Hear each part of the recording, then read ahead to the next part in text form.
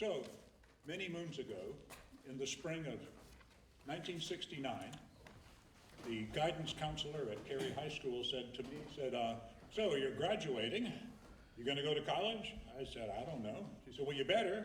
Okay, where do you want to go? I don't care. How about NC State? Okay. What do you want to major in? I don't care. How about math? Okay, well, so that math was my original major, and for over an odyssey that I'll share with you over beers sometime if you like, I ended up majoring in English. Now, I graduated high school when I was 16, but then I didn't get my BA till I was 30. So, okay. But and so I landed up majoring in English, and I told this other latter-day student, so I'm changing my major to English, and he said, hey, so am I. You know we're going to have to take a course in Shakespeare. To which I said, oh, no. Not my exact words, mind you, but 50% correct, okay? And so I signed up for it for the next semester to get it out of the way so I would never have to fool with Shakespeare again, okay? Through the miracle of Dr. Barbara Baines, who was my mentor, and also my good friend Deborah's mentor when we were there, something happened and I decided I liked Shakespeare. But another, Polly Williams, another, then in those days, professor at NC State, she told me to make sure that I always don't read something. You know, I was telling her that I was still an undergraduate. I said, one of my ambitions is to read the complete works. And she said, well, save one. You always got to have one that you're never going to read, or that you haven't read so that you can read it at a later date. And I said, good, I'll save the sonnets, because I sure won't like those. And then in 2016, when Sonorous Road Theater was kind of struggling and we were all putting our heads together, how can we help them get on people's radar? That year was the marathon reading of the Shakespeare plays at the Museum of History, and I told Michelle, I said, hey, you see all this publicity out there about 37 different companies going to be doing a staged reading of the plays? I said, you, notice this pronoun, I said, you might want to consider following that with a marathon reading of the sonnets. If you get one sonnet reader for each of the 154 sonnets, and each one brings one fan club member, you will have gotten on the radar of over 300 people. And she said, wow, that's great. Yes, you can do that. Now, note that it was the same pronoun. It was just a different antecedent. Okay, and then after now it was going to be one and done, but after the last, we split into three readings that year, and on Sunday afternoon was the last one, and people were coming up to me saying, "Hey, let's," okay, that's let us, okay, let's make this an annual thing. So I took a vote. You know, and we can do a synthetic vote here. Okay, all in favor of making this an annual thing, say aye. Aye. All opposed, say no. The ayes are above the noes. Okay, and so yeah, so us have been doing that. This is the 10th year, and we have a. Oh, I got it figured out now. Okay, we have a couple of celebrities here. Judy Dove and Kent Dove. Okay, Kent is also known as Olin Potts. He was the character that Ruth Phelps was good pals with in a play back about 82, maybe? Yeah, but anyway, outside of us, I think there are 3 other people that have been every year, in their 10th year now. Ted Willis, unfortunately, had to drop this year because he's in a show that I want to make sure everybody knows about. It's Death's biography, written by my friend Allison Davis, and it's playing over at Theater Raleigh. There are some flyers about it out there. I want to recommend it. So anyway, so all of that is all of that. When it comes time, Ajani's going to kick us off here with sonnet number 1. And note how he cleverly shares his name and his sonnet number. That's what I want everybody else to do too, okay? All right, so I'm going to get out of the way. Ajani, take over.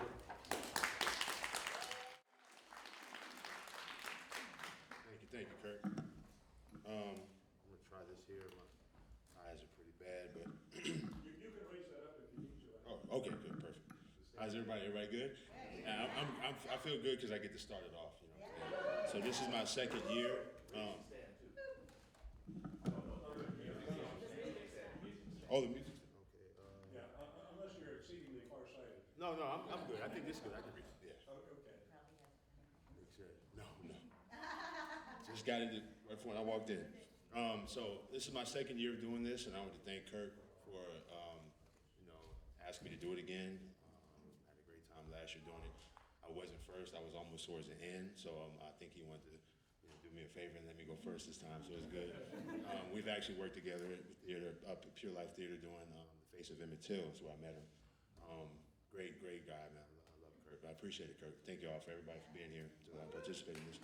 I don't have much of a plug. I do, I am going to be in Fuquay at the Arts. I think it's Fuquay Arts Center for a Juneteenth event. That's about all the information I have. It's June 18th, 19th, 20th. I'm not sure. I wasn't even going to bring it up because I didn't even look it up. And anyway. Everybody will have the option of emailing me after the fact, and then I can bomb email everybody. Perfect. Thank you. So yeah, that's what I have coming up, and yeah. So I started off with sonnet number 1 by the late great William Shakespeare. From fairest creatures we desire increase, that thereby beauty's rose might never die. But as riper should time by time decrease, his tender air might bear his memory.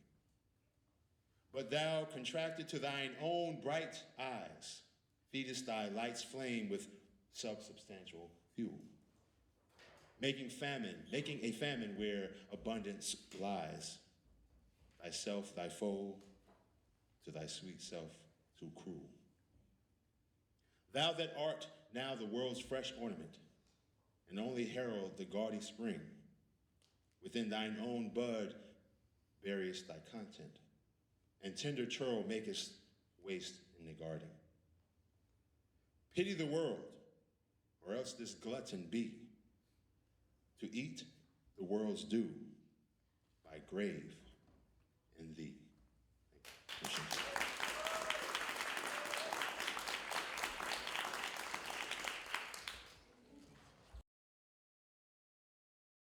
She'll be reading sonnet number 2. And there are some other folks here for this session who are also from the North Carolina Reading Service, and they will be reading as well. Kurt Benrud happens to be one of them. In fact, he's the guy who got me into all this mess. This opportunity. In addition to that, we have Joanna LaForgia, who's going to do number 23. Kelly Wall, who is going to be doing number 46. And the unbelievable Debbie Johnson, who will be doing number 73. In sonnet number 2, a young man is challenged to imagine different futures, 2 different futures. One in which he dies childless, and the other in which he leaves behind a son.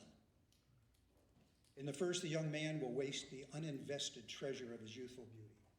And in the other, though still himself subject to the ravages of time, his child's beauty will witness the father's wise investment of his treasure. When 40 winters shall besiege thy brow and dig deep trenches in thy beauty's field, thy youth's proud livery, so gazed on now, will be a tattered weed of small worth held. Then being asked where all thy beauty lies, where all the treasure of thy lusty days, to say within thine own deep sunken eyes, were an all-eating shame and thriftless praise. How much more praise deserved thy beauty's use, if thou couldst answer, this fair child of mine shall sum my count and make my old excuse. proving his beauty by succession thine. This were to be made new when thou art old, and see thy blood warm when thou feel'st its cold.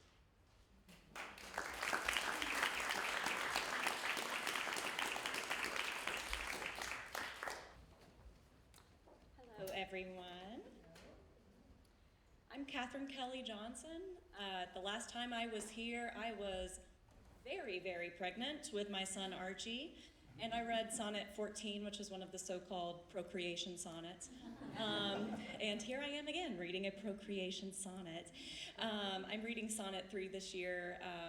My baby is now 11 months old, and it just blows my mind how fast time can fly, and it's great to have everybody back again, and it's wonderful to see everyone.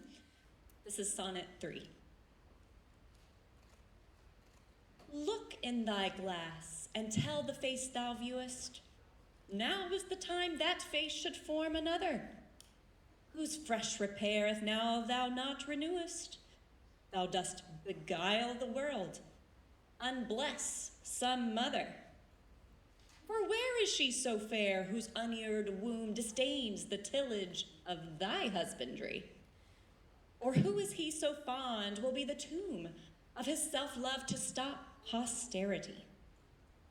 Thou art thy mother's glass, and she in thee calls back the lovely April of her prime. So thou through windows of thine age shalt see, despite of wrinkles, this thy golden time. But if thou live remembered not to be, die single, and thine image dies with thee.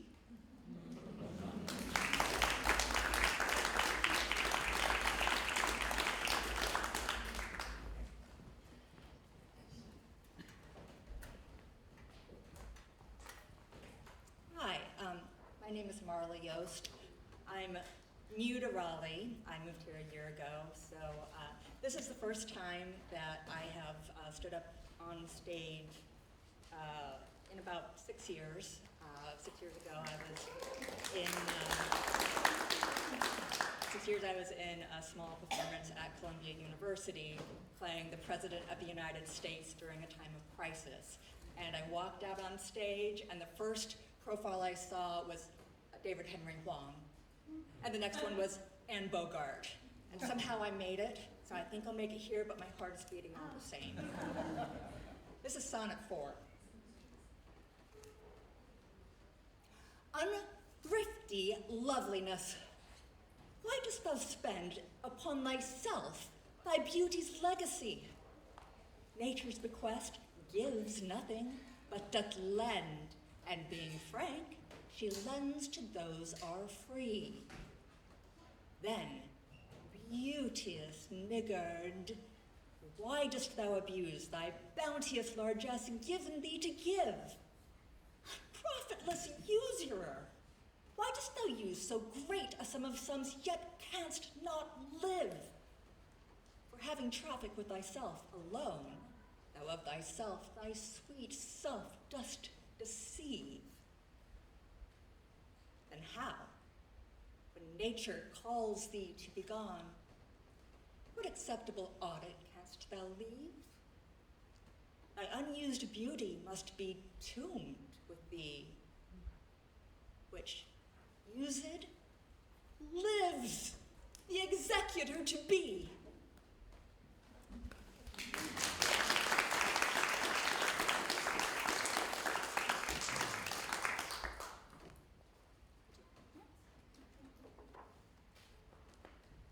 Good afternoon, everyone. My name is Laura Griffin. I'll be doing sonnet number 7, and I'm thrilled to have been invited back and very humbled, as I only did this once last year. Those hours that with gentle work did frame the lovely gaze where every eye doth dwell, will play the tyrants to the very same, and that unfair which fairly doth excel. For never resting time leads summer on to hideous winter, and confounds him there. Sap checked with frost and lusty leaves quite gone, beauty oversnowed, and bareness everywhere. Then were not summer's distillation left, a liquid prisoner pent in walls of glass. Beauty's effect with beauty were bereft, nor it nor no remembrance what it was. But flowers distilled, though they with winter meet, least but their show, their substance still lives sweet.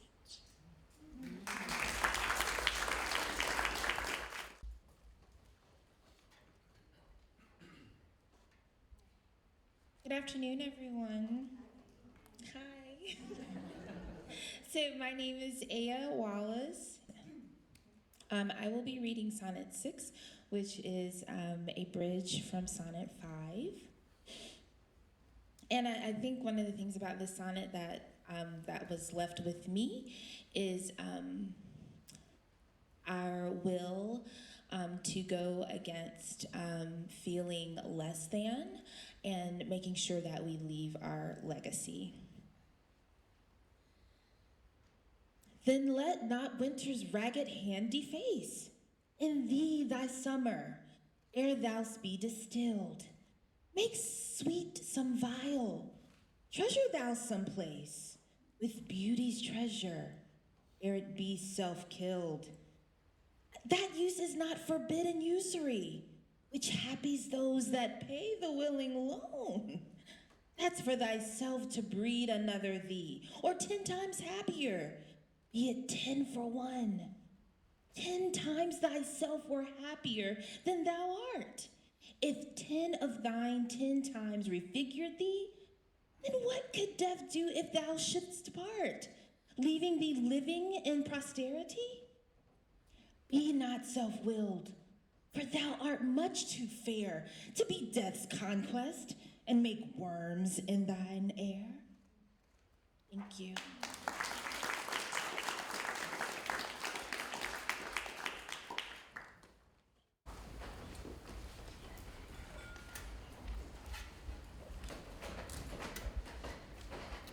Good afternoon, I'm Tom Atkinson, and I'll just say I'm a friend of Kurt's. I'm reading Sonnet 7.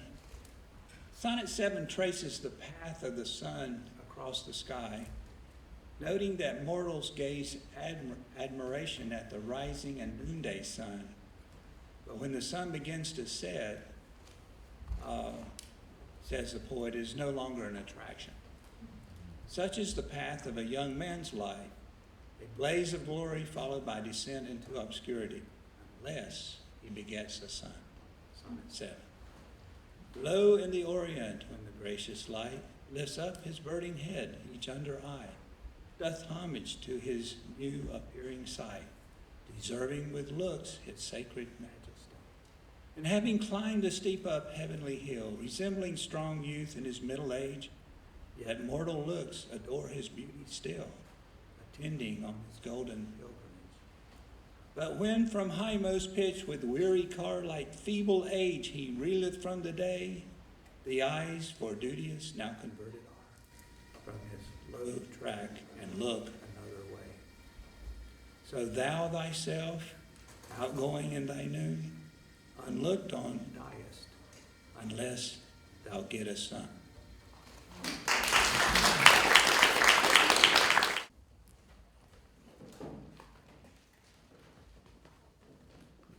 Good afternoon, everybody. I'm Siobhan O'Connor, and thank you, Kurt, and everybody helping you here to organize.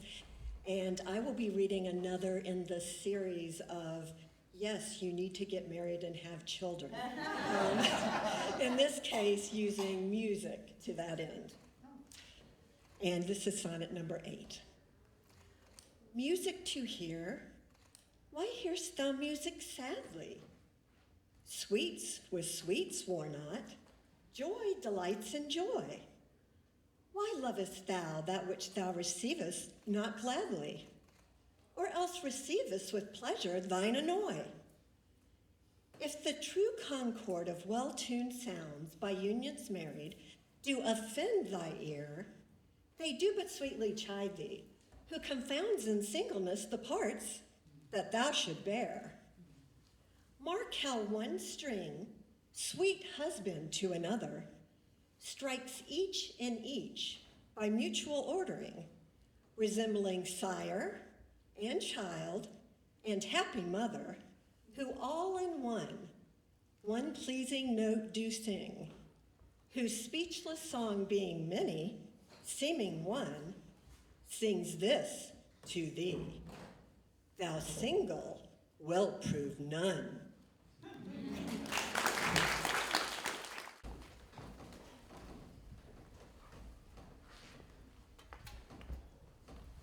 I'm Alyssa.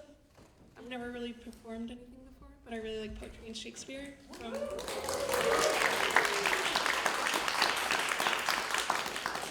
I really appreciate the opportunity to share with you sonnet number 9. Is it for fear to wet a widow's eye, that thou consumest thyself in single life? Ah, if thou issueless shalt hap to die, the world will wail thee like a makeless wife.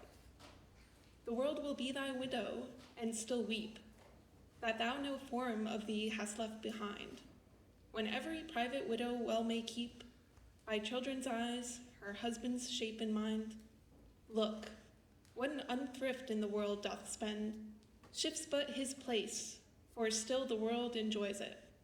But beauty's waste hath in the world an end, and kept unused to the user so destroys it. No love toward others in that bosom sits, that on himself such murderous shame commits.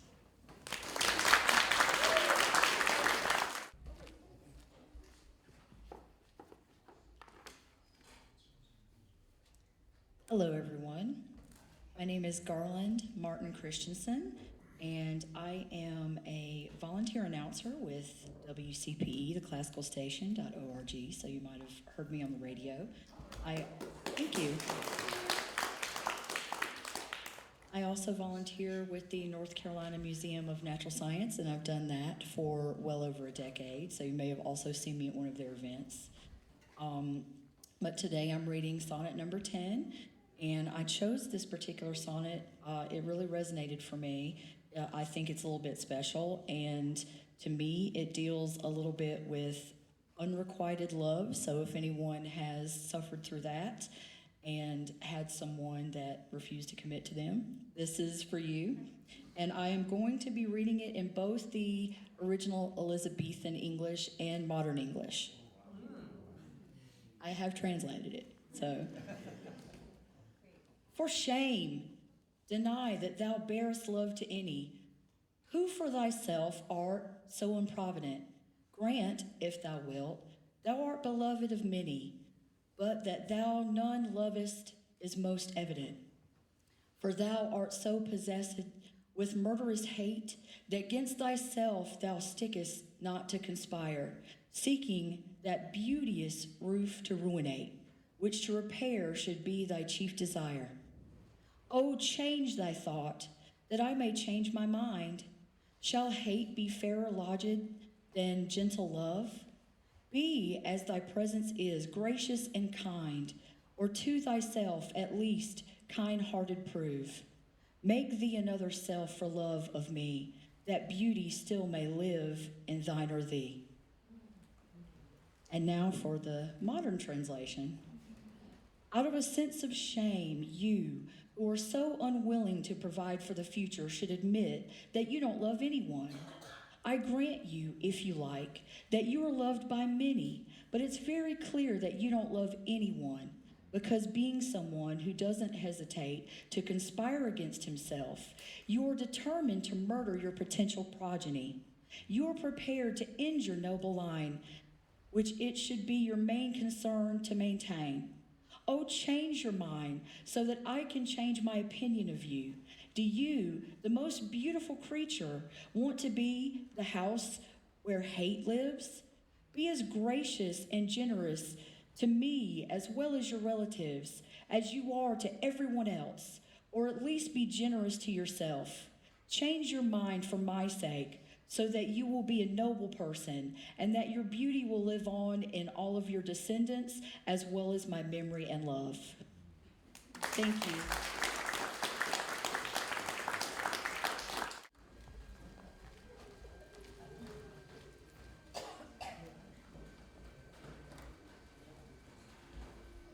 my name is Judy Dove, and my husband, Kent, and I met through the theater, and so we are very, we look forward to this event every year. I think this is, did you say it's the 10th year? So thank you, Kurt, for letting us continue in this way.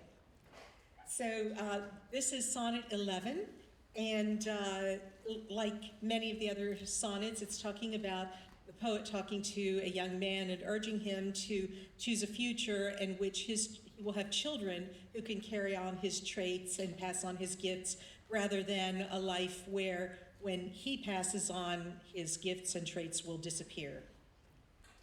As fast as thou shalt wane, so fast thou growst in one of thine from that which thou departest, and that fresh blood which youngly thou bestow'st, thou mayst call thine when thou from youth convertest. Herein lives wisdom, beauty, and increase. Without this, folly, age, and cold decay.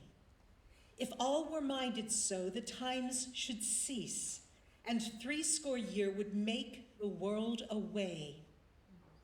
Let those whom nature hath not made for store, harsh, featureless, and rude, barrenly perish.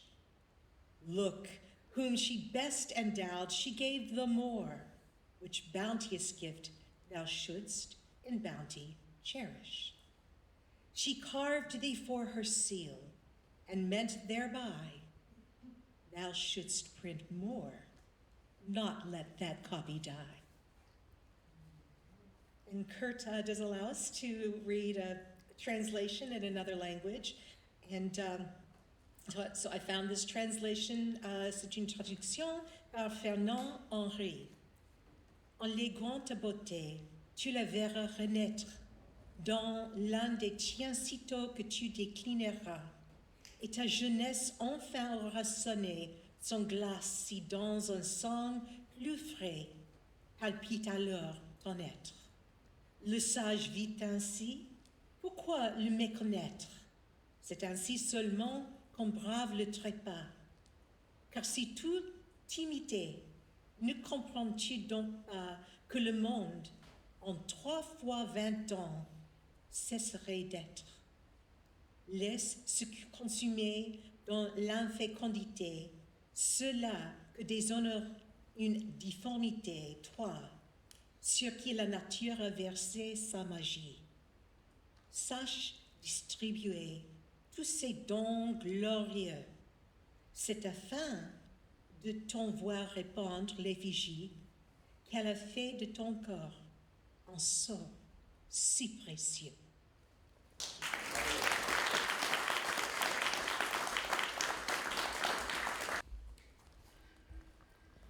Hello, I am Kent Dove. I am a member of the what would you call us? Founding Fathers. And when it was time to pick the sonnets, I said, well, sure, I'd love to read again. But Kurt, you've known me, we've known each other for like 43 years. I said, why don't you pick a sonnet that you think best describes me, and one that I can connect to as well? And he said, that's a great idea. And to even further that, I'm not going to let you read the sonnet until you go on. So I'm reading this fresh, and I'm really kind of interested in seeing just what he chose for me. There are fringe benefits for being a good friend of mine. None of which include money. Oh, goody, there's even a synopsis. Excellent, okay.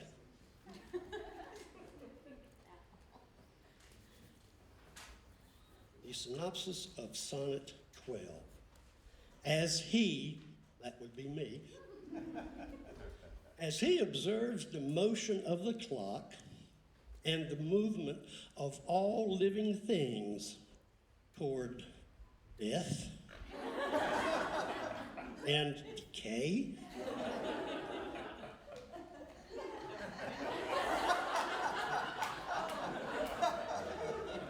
death and decay? The poet faces the fact that the young man's beauty will be destroyed by time.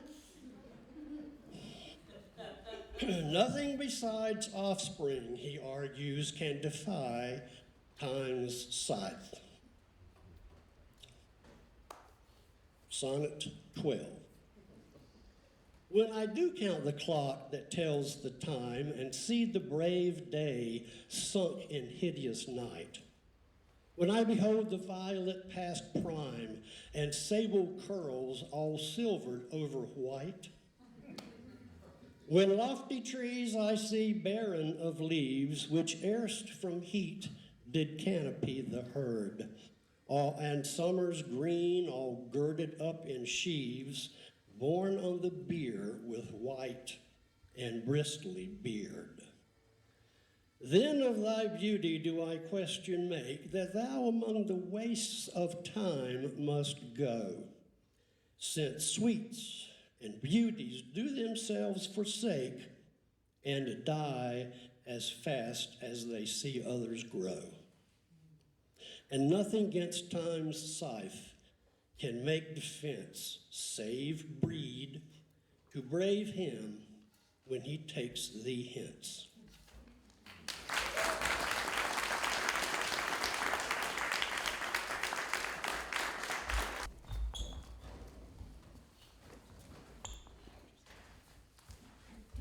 Hello, my name's Maegan, and I'm reading Sonnet 13. And this is the only reason I've missed one of these sonnet readings 5 years ago. Oh, that you were yourself. But love, you are no longer yours than you yourself here live. Against this coming end you should prepare, and your sweet semblance to some other give.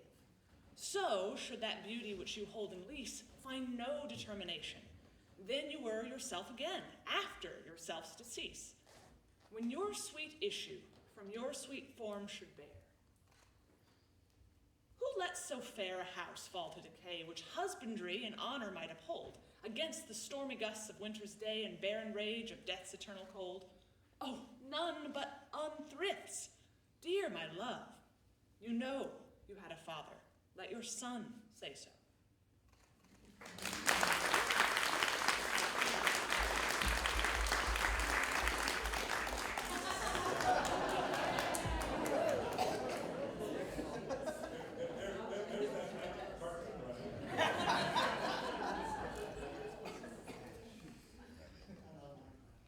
I'm Loren Armitage. This is my, I'm not really warmed up. I think we could all use a little bit of a warm up. So, if you're feeling it, we just want to go up. Everybody up. Oh, way up, way up. Down.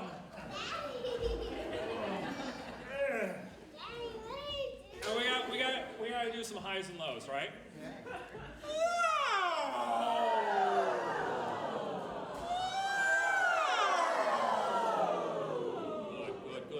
We want to chew some gum.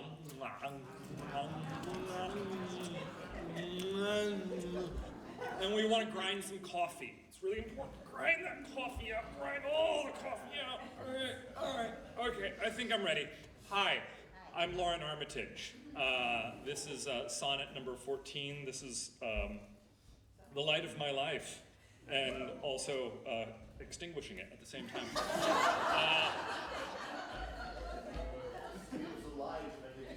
Yeah.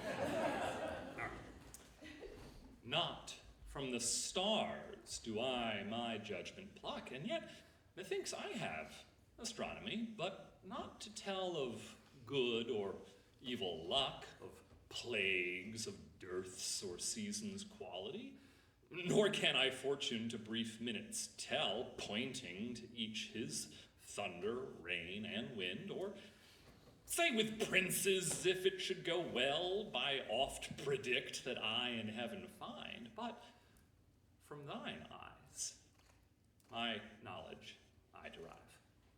And constant stars, in them I read such art as truth and beauty shall together thrive, if from thyself to store thou wouldst convert. Or else of thee this I prognosticate. Thy end is truth's and beauty's doom and date.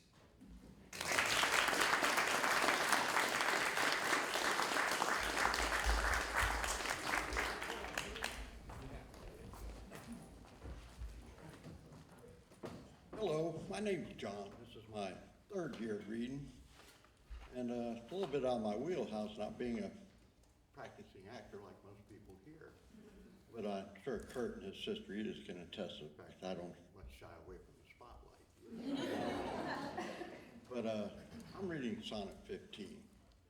When I consider everything that grows, holds its perfection but a little moment, that its huge stage presenteth thought, but shows whereon the stars and secret affluence comment. When I perceive that men as plants increase, cheered and checked even by the self-same sky, vaunt in their youthful sap, at height decrease, and wear their brave state out of memory. Then the conceit of this inconstant stay sets you most rich in youth before my sight, where wasteful time debateth with decay, to change your day of youth so sullied night. And all in war the time, or love of you, he takes from you, I engraft you new.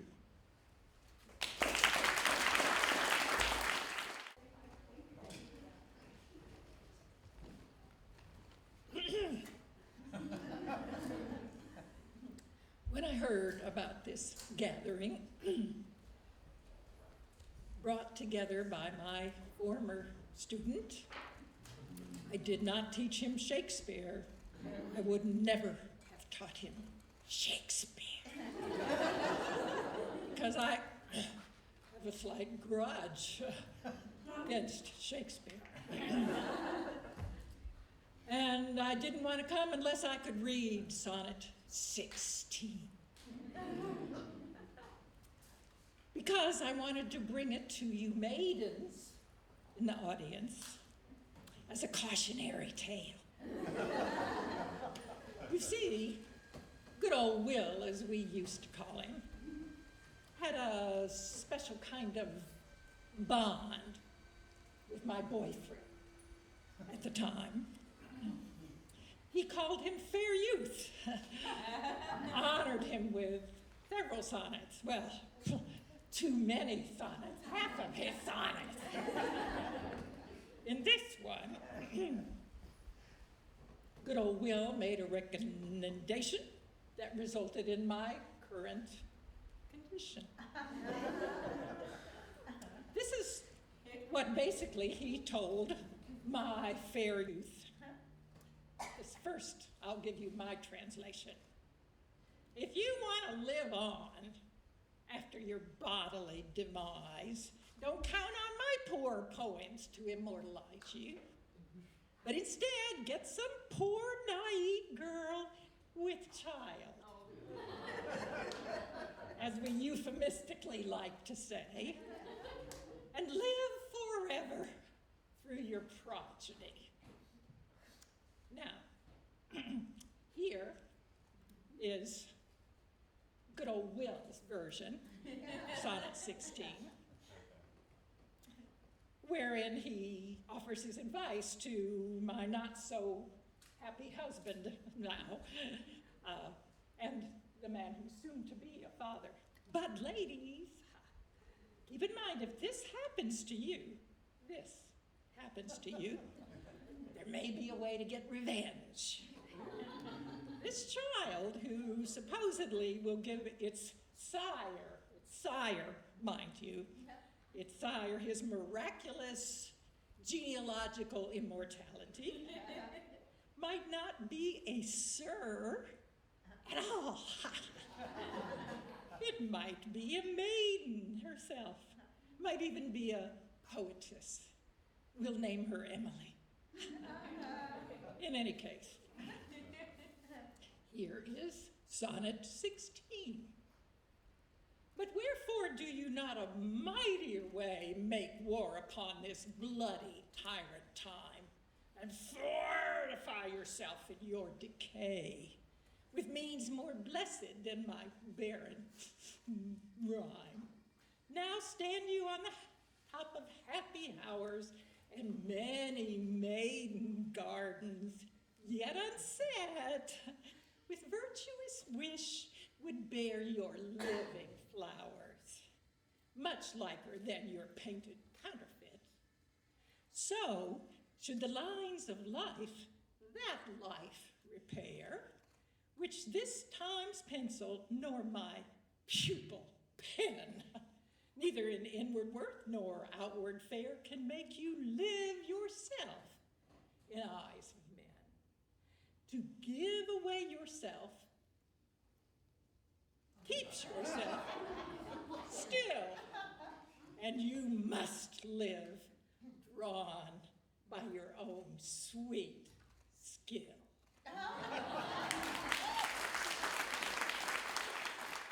That was Lucinda MacKethan. I think she forgot to tell us who she was. I'm Deborah Hooker.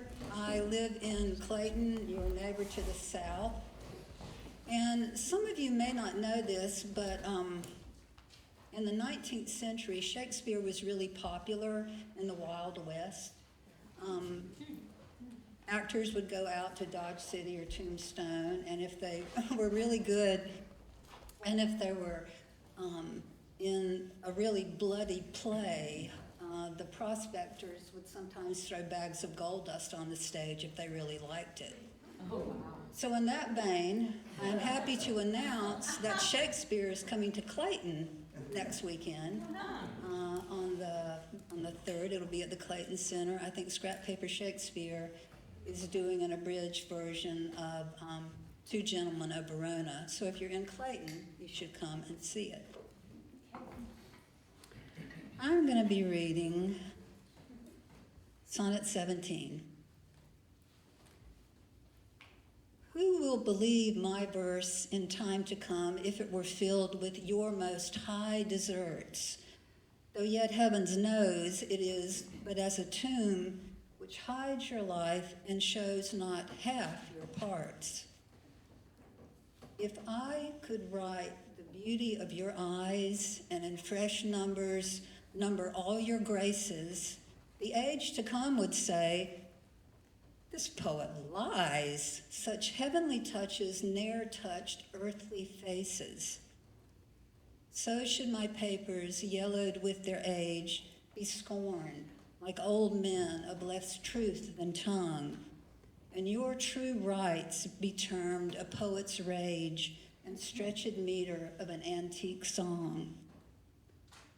But were some child of yours alive that time, you should live twice, in it and in my rhyme.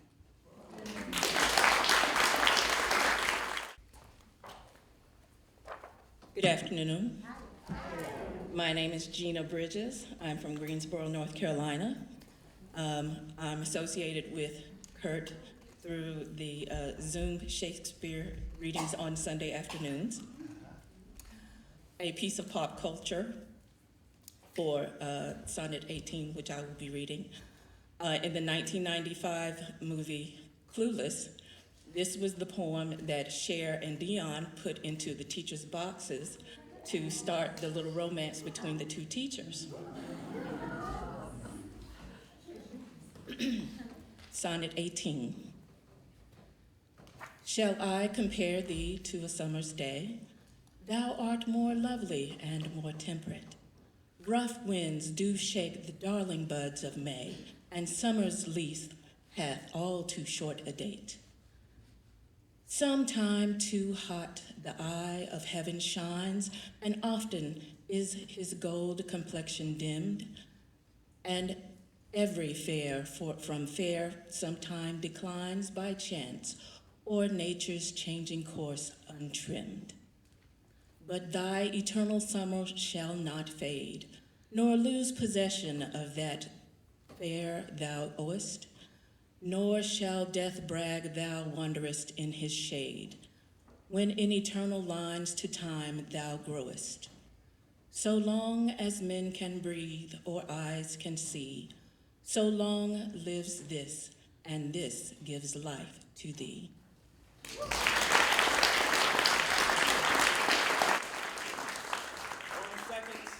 Ladies and gentlemen, I don't mean to cut off my dearest friend, sonnet number 19, but I have a surprise for all of you here tonight. I'm not reading an official sonnet in this group. In the next group, you can catch me reading 48. But in this group, I've been asked for a special task from my dear friend Kurt, and I have nothing to plug, because I'm a performer, which means I have no talent, job, or skill. So, unless you like hip-hop music, that's Lord Zuko on Spotify, Apple Music, all that. But, like a performer, truly, allow me to set the scene for all of you so you understand what I'm going to bring to you today.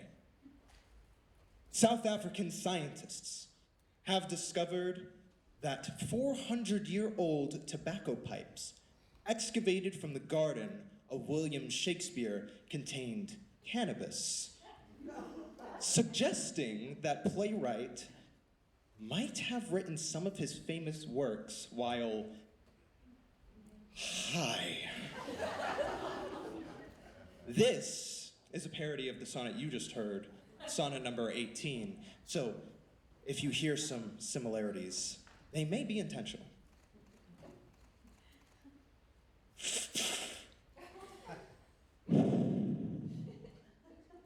Shall I compare thee to a purple haze? Thou art far kinder, we're talking righteous bush. Rough kids do snatch the darling buds from maize, and summer's lease is up. My landlord's a douche. Where then will I find thee, honeyed Kaya, when my cursed suppliers do run out? Perhaps succor shall I beg of Maya, although she hath a tendency to shout. Dime bag or nug, I'll lie on the carpet and smoke my spliff, or in sooth just a roach. For Anne is full vexed. Lay off, please stop it. One whiff of the ganj and anon she'll encroach. So long as dudes can breathe and birds have feather, that rug really ties the room together. Thank you.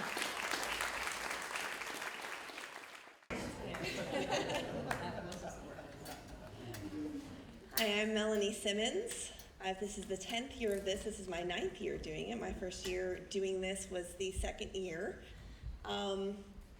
Last week, I had the privilege of being in the UK, in Stratford-upon-Avon, and I got to visit Shakespeare's home. And I got to walk on the flagstones of the ground of his home that Shakespeare grew up on. So I will do my best to imbue the rug with whichever magic remains, because I still haven't quite come down from that high, to be perfectly honest. And this is Sonnet 19, also in the theme of time leaving its mark and having its effect on the beauty of youth. Devouring time, blunt thou the lion's paws, and make the earth devour her own sweet brood. Pluck the keen teeth from the fierce tiger's jaws, and burn the long-lived phoenix in her blood. Make glad and sorry seasons as thou fleets, and do whate'er thou wilt, swift-footed time, to the wide world and all her fading sweets. But I forbid thee one most heinous crime. Oh, carve not with thy hours my love's fair brow, nor draw no lines there with thine antique pen. Him in thy course untainted do allow, for beauty's pattern to succeeding men. Yet do thy worst, old time. Despite thy wrong, my love shall in my verse ever live young.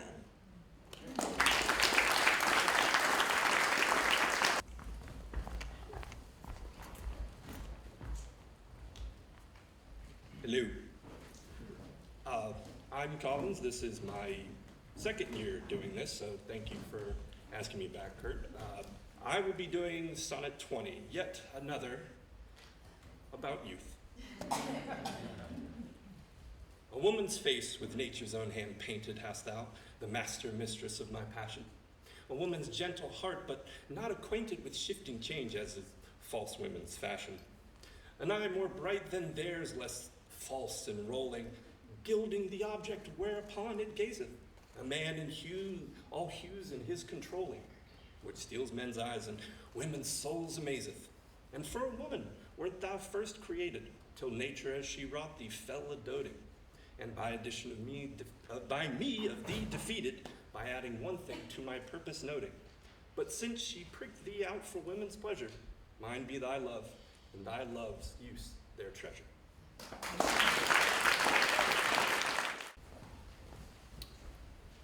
I'm Scott Renz. I came here today to hear sonnets and show off my new t-shirt. The last play I was just in, not your fairy godmother. But coming through the door, I was asked, might I volunteer to read a sonnet if someone didn't show it? Well, who would do that? I'll look like a good guy, and what was I thinking? So I'm going to do Sonnet 21.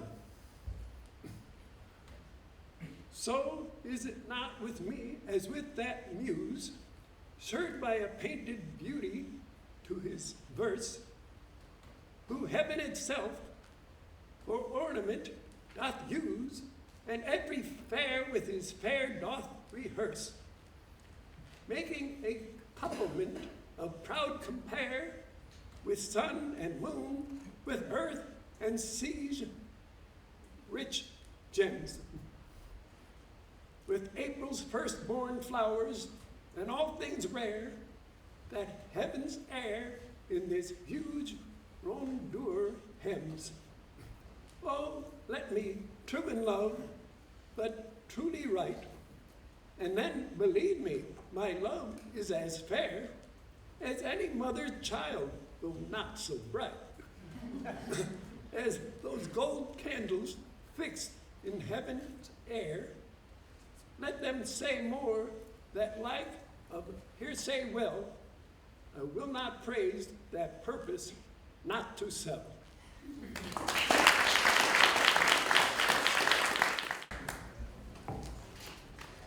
Good afternoon. My name is Alec Donaldson. This is my first time doing Fairest Creatures, and gee, the delivery stakes are high. Yeah, I was not prepared for that. I obviously don't need to tell this crowd, but maybe those people out there need to know this. The first two words of this sonnet are my glass, and that does not refer to my highball, or in Shakespearean parlance, my flagon, my chalice, whatever. No, it refers to my mirror, appropriate for this crowd of actors. Sonnet 22. My glass shall not persuade me I am old, so long as youth and thou are of one date.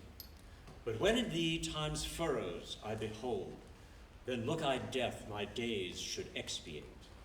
For all that beauty that doth cover thee is but the seemly raiment of my heart, which in thy breast doth live as thine in me. How can I then be elder than thou art? Oh, therefore, love, be of thyself so wary as I, not for myself, but for thee will, bearing thy heart, which I will keep so chary as tender nurse her babe from faring ill. Presume not on thy heart when mine is slain. Thou gavest me thine, not to give back again.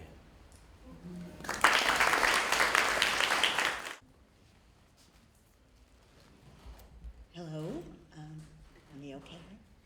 I'm Joanna LaForgia, and I'm another co-volunteer of Kurt's and Dick Hayden at the North Carolina Reading Service. And I want to thank Kurt and Debbie Johnson, as we all do, for all of the community that you both incite with the great art. I'm going to be reading Sonnet 23, and inspired by Judy Dove, I'm going to, we're going to hear it in 2 different languages. All right. As an imperfect actor on the stage, who with his fears put beside his part, or some fierce thing replete with too much rage, whose strength's abundance weakens his own heart.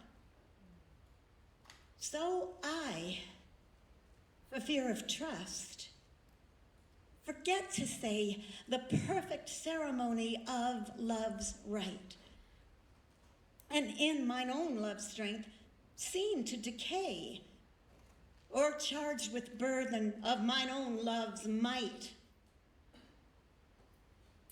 Oh, let my books be then the eloquence and dumb presagers of my speaking breast, who plead for love and look for recompense more than that tongue that more hath more expressed.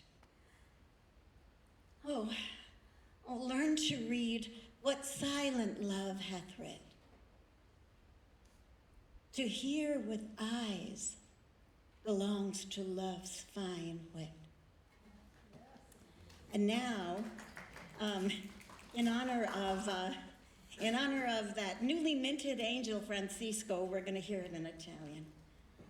Just make sure that. Come sulla seno un pessimo attore, perde battuta colto da timore, oppure con un rabbioso furore strema il suo cuore per il troppo adore. Io, incerto, parole non so trovare per un rito d'amore formulare.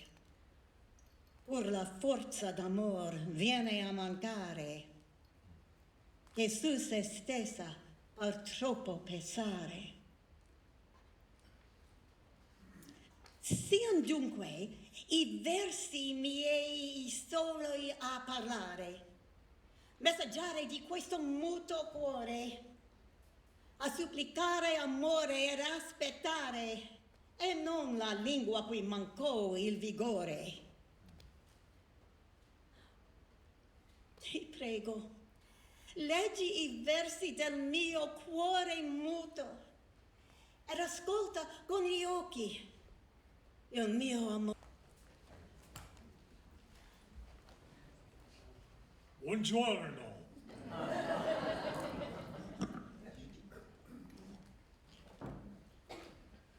I'm Bob Chapman.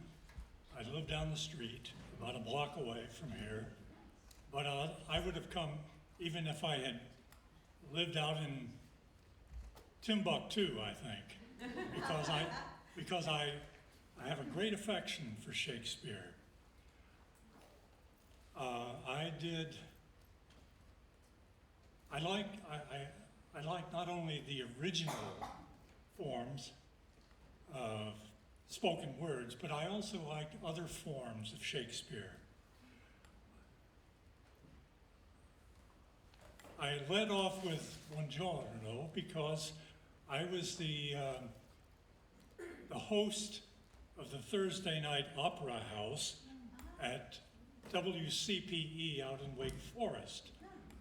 I did that. I retired 3 years ago, and while I was there, I made sure that Shakespeare was well represented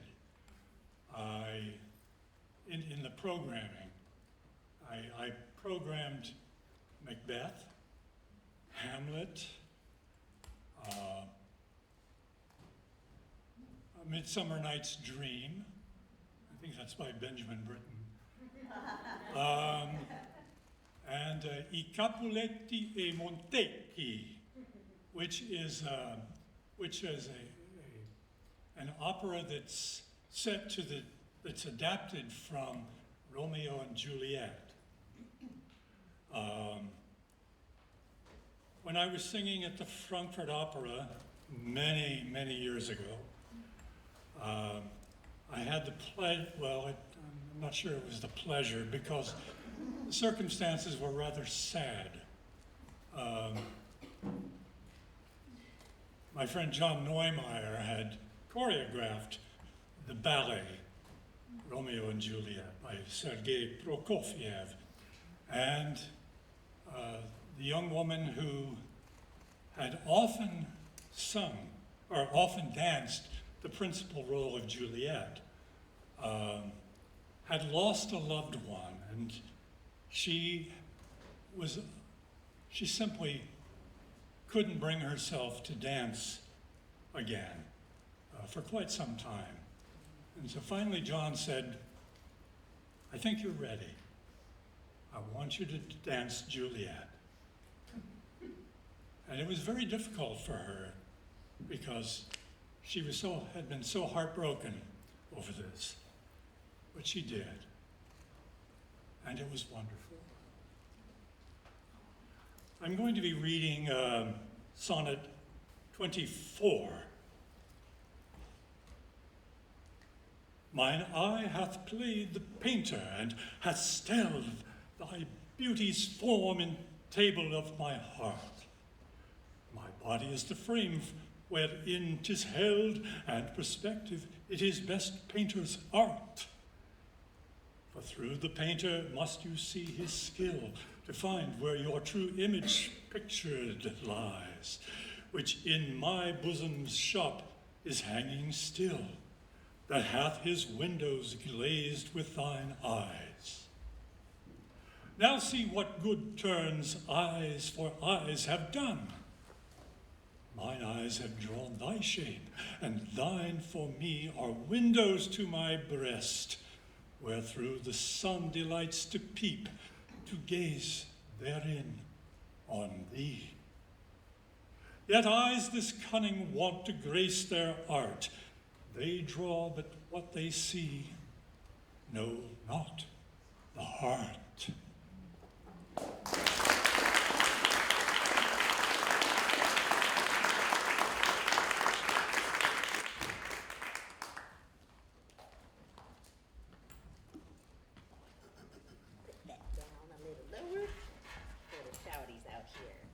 All right, my name is Amelia Lumpkin, and if you know me, I'm going to be performing Sonnet 25, first in English, then reading it in Spanish, because some of my friends was doing it, and so I thought I would jump on that train too.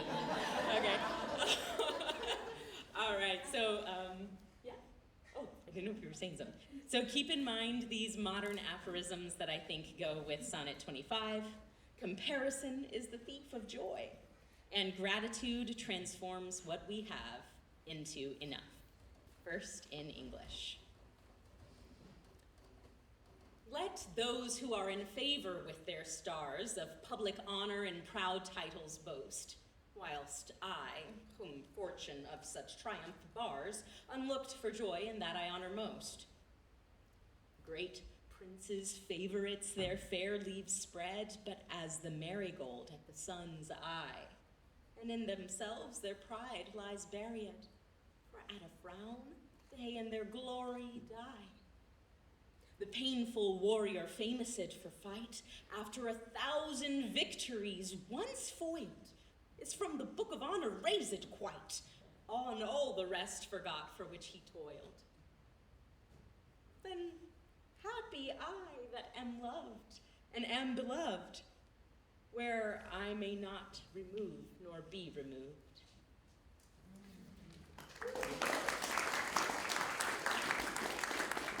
Y una vez más, soneta número 25. Deja que aquellos que favorecen las estrellas luzcan títulos altos, público honor y orgullo, mientras yo, cuya fortuna de tales triunfos se aparta, me agrado con aquello que más admiro. Los favoritos solo abren sus bellas alas como la caléndula cuando los ve el sol, y en ellos mismos su orgullo se apaga, porque en su gloria una mala cara los mata. Al probado guerrero famoso en la pelea, después de 1000 victorias y una vez vencido, rápido las sacan del libro del honor. Y todo por lo que fue cantado, ahora es del olvido.